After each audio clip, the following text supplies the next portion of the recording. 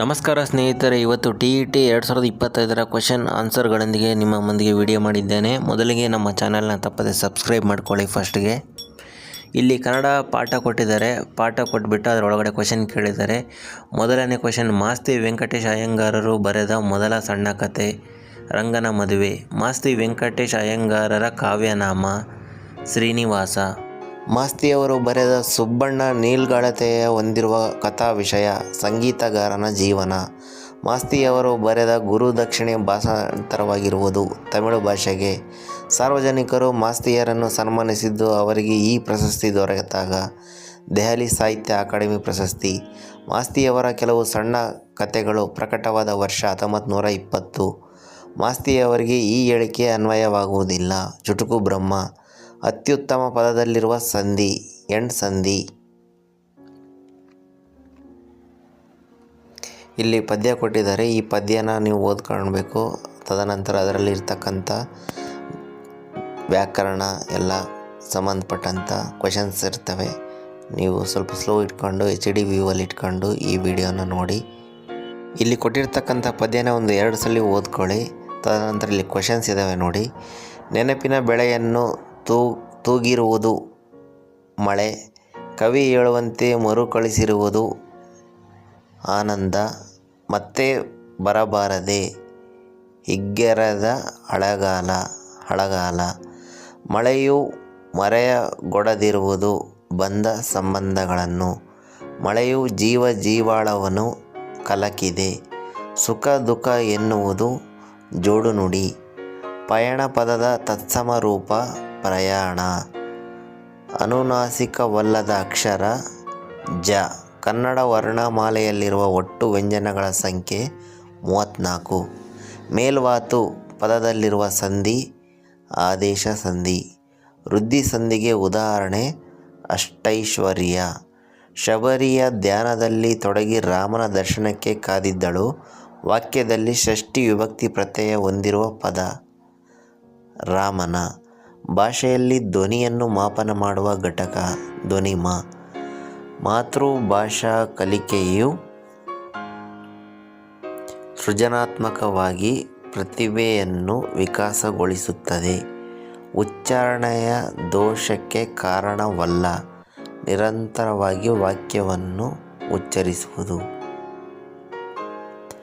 ಭಾಷಾ ಪ್ರಯೋಗಾಲಯದಲ್ಲಿ ಪ್ರಧಾನ ನಿಯಂತ್ರಕ ಮತ್ತು ಮೇಲ್ವಿಚಾರಕ ಭಾಷಾ ಶಿಕ್ಷಕ. ಬೋಧನೋಪಕರಣಗಳಲ್ಲಿ ಶ್ರಾವ್ಯ ಉಪಕರಣ, ರೇಡಿಯೋ ಧ್ವನಿ ಸುರುಳಿ. ಉಪನ್ಯಾಸ ವಿಧಾನದ ಉದ್ದೇಶಗಳಿಗೆ ಸಂಬಂಧಿಸಿದಂತೆ ಸೂಕ್ತವಲ್ಲದ ಹೇಳಿಕೆ, ಸಂಕ್ಷಿಪ್ತ ಮಾಹಿತಿಯನ್ನು ಮಾತ್ರ ನೀಡುವುದು. ಲಿಖಿತ ಪರೀಕ್ಷೆಯ ನ್ಯೂನತೆಯಾಗಿದೆ. ನಕಲು ಮಾಡುವ ಸಾಧ್ಯತೆ ಇದೆ. ವಸ್ತುನಿಷ್ಠ ಪರೀಕ್ಷೆಗಳ ವಿಧವಲ್ಲ. ವಿವರಿಸಿ ಬರೆಯುವ ಪರೀಕ್ಷೆ. ಪ್ರತಿಭಾವಂತ ವಿದ್ಯಾರ್ಥಿಯ ಗುಣಲಕ್ಷಣವಲ್ಲ. ಸ್ಮರಣಶಕ್ತಿ ಕಡಿಮೆ ಇರುತ್ತದೆ. CCE ಇದರ ವಿಸ್ತೃತ ರೂಪ ನಿರಂತರ ವ್ಯಾಪಕ ಮೌಲ್ಯಮಾಪನ. ಇದು ಸೆಕೆಂಡ್ ಲ್ಯಾಂಗ್ವೇಜ್ ಇಂಗ್ಲೀಷು. ಇದು ಸಹ ಪಾಠವನ್ನು ಎಲ್ಲ ಓದ್ಕೋಬೇಕು. ಇದರಲ್ಲಿ ಸಂಬಂಧ ಇರ್ತಕ್ಕಂಥ ಕ್ವೆಶನ್ಗಳು ಕೊಟ್ಟಿರ್ತಾರೆ, ಆನ್ಸರ್ ಮಾಡಬೇಕು. 31 ಬಂದು ಕಿಂಗ್ ಆ್ಯಂಡ್ ದ ಮಿನಿಸ್ಟರ್.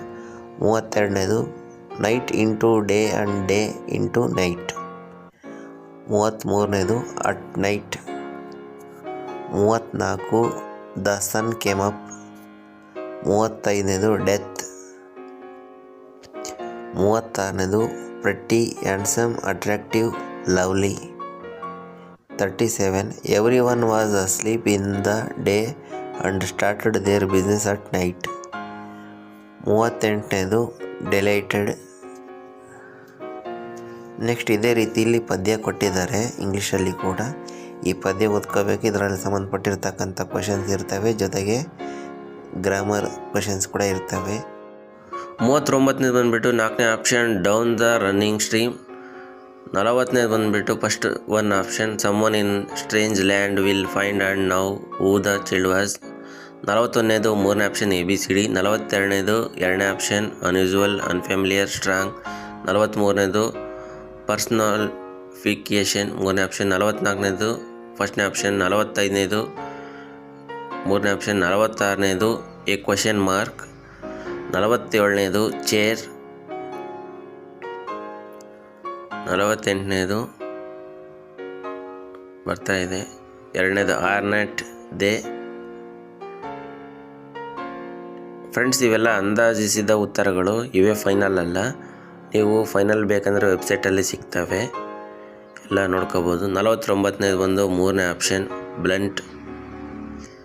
ಸ್ನೇಹಿತರೆ, 50ನೇದು ಆಪ್ಷನ್ ಬಂದುಬಿಟ್ಟು 2ನೇದು ಕೈಂಡ್ನೆಸ್ ಅಂತ ಆಗುತ್ತದೆ. ಸ್ನೇಹಿತರೆ, ಇನ್ನು ಯಾರ್ಯಾರು ನಮ್ಮ ಚಾನಲ್ನ ಸಬ್ಸ್ಕ್ರೈಬ್ ಮಾಡಿಲ್ವೋ ಸಬ್ಸ್ಕ್ರೈಬ್ ಮಾಡ್ಕೊಂಡು ಪಕ್ಕದಲ್ಲಿರುವ ಬೆಲ್ ಐಕನನ್ನು ಕ್ಲಿಕ್ ಮಾಡಿ. ಯಾಕಂದರೆ ನಾವು ಹಾಕುವಂಥ ವೀಡಿಯೋಗಳು ನಿಮಗೆ ನೋಟಿಫಿಕೇಷನ್ ಮುಖಾಂತರ ಬರ್ತವೆ. 51ನೇದು ಯಾವುದಂತೇಳಿ ಕೊಟ್ಟಿಲ್ಲ. 52ನೇದು ಬಂದುಬಿಟ್ಟು ಯೂನಿಟ್ ಅನಾಲೈಸಿಸ್. 53ನೇದು ಬಂದುಬಿಟ್ಟು 2ನೇ option it does not emphasis fluency. 54ನೇದು ಸ್ಪೀಕಿಂಗ್ ಸ್ಕಿಲ್. 55ನೇದು knowledge comparison expression and appreciation. 56ನೇದು 3ನೇ ಆಪ್ಷನ್. 57ನೇದು. 58ನೇದು 3ನೇ ಆಪ್ಷನ್. 59ನೇದು 2ನೇ ಆಪ್ಷನ್. 60ನೇದು ಬಂದು 1ನೇ ಆಪ್ಷನ್. ಸ್ನೇಹಿತರೆ, ಎಲ್ಲರಿಗೂ ಧನ್ಯವಾದಗಳು. ಈ ವಿಡಿಯೋ ಇಷ್ಟ ಆದರೆ ಎಲ್ಲ ಫ್ರೆಂಡ್ಸ್ಗೆ ಫಾರ್ವರ್ಡ್ ಮಾಡಿ, ಎಜುಕೇಷನ್ ಗ್ರೂಪ್ಗಳಲ್ಲಿ ಶೇರ್ ಮಾಡಿ. ಮತ್ತು ಸೈಕಾಲಜಿ, ಸೋಷಿಯಲ್ ಸೈನ್ಸ್ ಇವೆಲ್ಲ ಕ್ವಶನ್ಗಳು ನಿಮ್ಮ ಮುಂದೆ ಬರ್ತವೆ. ನೀವು ಬೇಕಾದಲ್ಲಿ ಸ್ಲೋ ಇಟ್ಕೊಳ್ರಿ ಸ್ಪೀಡ್ನ, ನಿಮ್ಮ ಕ್ವಶನ್ ಎಲ್ಲ ಅರ್ಥ ಆಗುತ್ತೆ. HDB ಇಟ್ಕೊಳ್ಳಿ. Thanks for watching. ಧನ್ಯವಾದಗಳು. ಇಂಥ ಒಳ್ಳೆಯ ವಿಡಿಯೋಗಳಾಗಿ ನಮ್ಮ ಚಾನಲ್ನ ತಪ್ಪದೆ ಸಬ್ಸ್ಕ್ರೈಬ್ ಮಾಡಿ.